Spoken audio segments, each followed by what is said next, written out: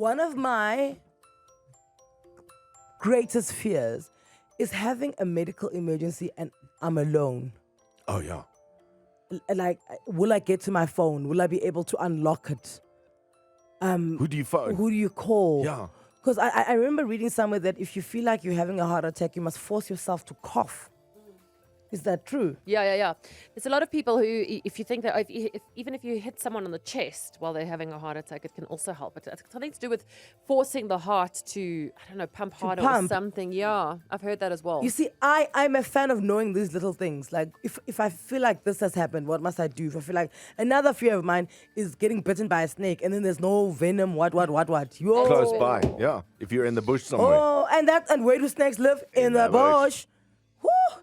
011-8838-947. Have you ever had a medical emergency and you were by yourself? What did you do? Like, what did you... Because I'm thinking now, what would I do? I don't know what I would do. I don't know. Who do you phone? Oh, you're pregnant and your water breaks and you're by yourself. Yo.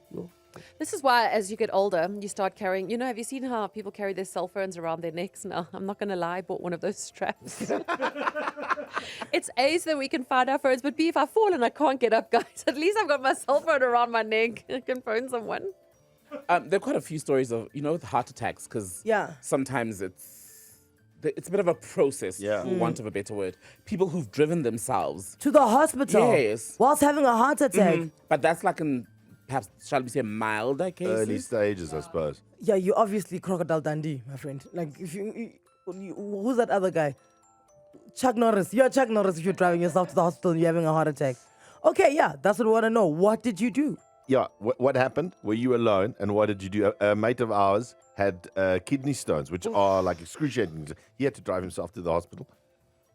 Well, apparently that's sore, hey? It's sore. 084-0000-947. Send us a voice note there. Have you ever had a medical emergency and you were one man? Have you ever had a medical emergency and you were by yourself? My boyfriend had a heart attack and he drove himself to the hospital by himself. When I was a small child, I watched a TV show explaining what to do if you're by yourself and you're choking. And it was how you ram your diaphragm into the side of a table or whatever. And literally a few days later, my mom decided to leave me at home alone for the first time. And I choked. On a sweet, I choked. Thank goodness I'd watched that show just a few days before, because I literally used what I had seen and I managed to save myself. When my husband was studying in China, he had a bike accident, so he was all alone. And he broke his clavicle and actually had to drive himself to the hospital. You guys are wild. I just feel like all those people in China and no one to drive you to the hospital. We started this conversation really as a hypothetical, but clearly a lot of you have had to do this. Imagine having to ram your diaphragm into the side of a table so that you can stop yourself from choking as a child. And I bet you that suit was a smoothie. Not a smoothie, a sparkle. Yeah. Probably. Those sparkles. Gumball or something. Dangerous. Violet. Good morning, Anela and the team. Morning, Vi. How are you? I'm good, and you? We're great. So you've had to drive yourself to the hospital? Yes, back in 2014, I was pregnant with my second child.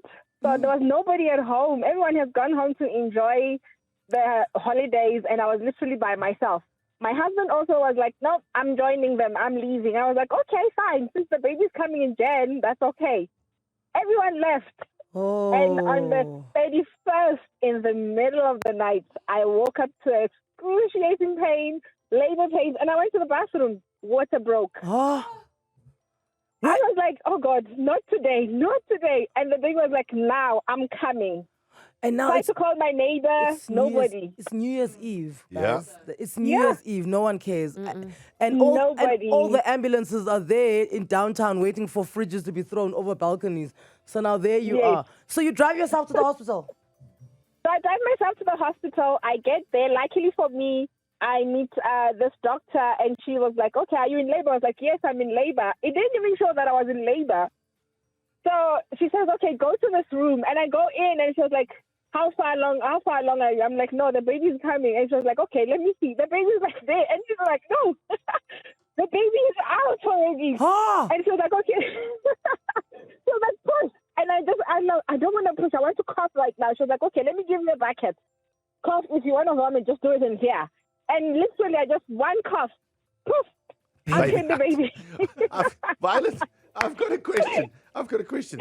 You said this was your second child. Yes. So have you got the first child with you? No, I don't. Okay. At school right now. The first child was on holiday, On with the holiday. dad. Was it Remember? on holiday? Yes. Okay. He was on holiday. Okay. He was on holiday. Wow, dude. Oh, I'm and not how equipped bad for did this. your husband feel that he wasn't there? So I called him just an hour later. I'm like, I had a baby. And he was like, oh my God, I knew it. I shouldn't have gone. I shouldn't have gone. Shoulda, coulda, woulda, baby. Now that's where we are. Yep. Wow, Violet. You see now, I'm so stressed. He's never going to live this down, though, Violet. course. He's never living this This down. man is not missing anything in that house. No. There are a few moments that could make you feel less equipped to be a grown-up, like going into labor and you're the only person in your house. Okay, so we've got our resident doctor, pediatrician at Chris Ani Baragwanath Academic Hospital. Her name is Dr. Thandeka Dana. She's back for a second time. Dr. Thandeka, thank you so much for your time. Good morning, Annele and the team. Morning. Frankie. Okay, so this is right up your alley. What should we do if we're having a medical emergency and we're by ourselves? Can I just take it one step back? Go for it. I think most of the things, it's preparedness. There's a lot of households. I always tell people there's a lot of households that don't have basic first aid kits. And it's very important to have those basic first aid kits that are available in a lot of pharmacies that you can get hold of. I mean, I've had times when you have a simple basic headache and no one has got basic paracetamol everywhere. Or when somebody has had a burn and no one has got, there's things called burn shields that you can use. But it's very important to be prepared. And secondly, we all need to find ourselves a check-in friend, especially when you're living alone. You need to have a friend that checks in on you daily, even if it's via text, even if it's via a quick 1-second call. And that always makes, it helps with it's easy to find you. I've had colleagues that went home with a headache and 2 days later were found dead. And it's very important to have those check-in people that they would know when something is wrong. They know. I talk to Annele, even if it's for 2 minutes every day. Today I have not spoken to Annele. So to have those things in place, and with now technology, there's apps and there's panic buttons. However, there are other things that you can do in case of emergency. I'm not sure about ramming your diaphragm into the corner of the table, but without, if you know your anatomy, maybe you'd know where to ram it in.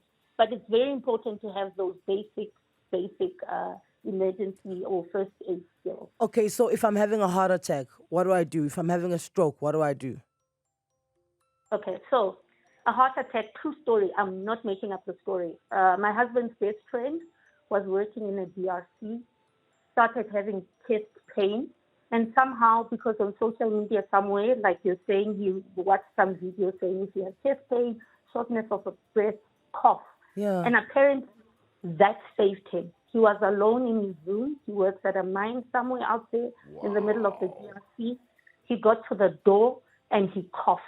And the nice thing is, it's settings on our phone about the emergency contact person. He just pressed that on his phone because he had it on him, so one of his neighbors could come through. And you need to find the correct emergency contact person that will answer most of the time. We all know our friends. We know who. You know exactly who's going to answer you. Okay, and then you know who's just gonna look at it and be like, I'll call her back tomorrow. And what about a stroke? Because I think that's a little bit more severe. Because doesn't a stroke kind of make it quite even difficult for you to hold onto a phone? Yes, that is true. So, if in case of stroke, most of the time, like you've had these callers saying, I drove myself. If you had a stroke, there's compromised level of consciousness. Chances are you won't be able to drive yourself, or if you do, you might end up with other emergencies on the road, which is not advisable, actually, to be driving yourself to a hospital in case of emergency, because at the time, it's the anxiety, the panic, your insight is blurred, your judgment is blurred, and then you compromise other road users. However, like I'm saying, panic buttons and most of the strokes are either hemorrhagic, so these are bleeding stroke, or ischemic. These are strokes that would, because of a blockage or a clot of some sort. Some people, especially also happens with a heart attack. Some people talk about in your emergency kit, is it try and keep some aspirin, some nitrous in your emergency bag, and just take it at the time. And like you're saying, if you're living with kids, some people take it as far as there certain breeds of dogs that are actually can be trained, especially for people who live alone. Yeah. Because of that, a dog being a man's best friend.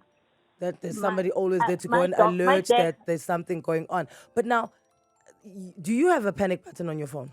I actually do, but because of my tracker. So I've got a panic button.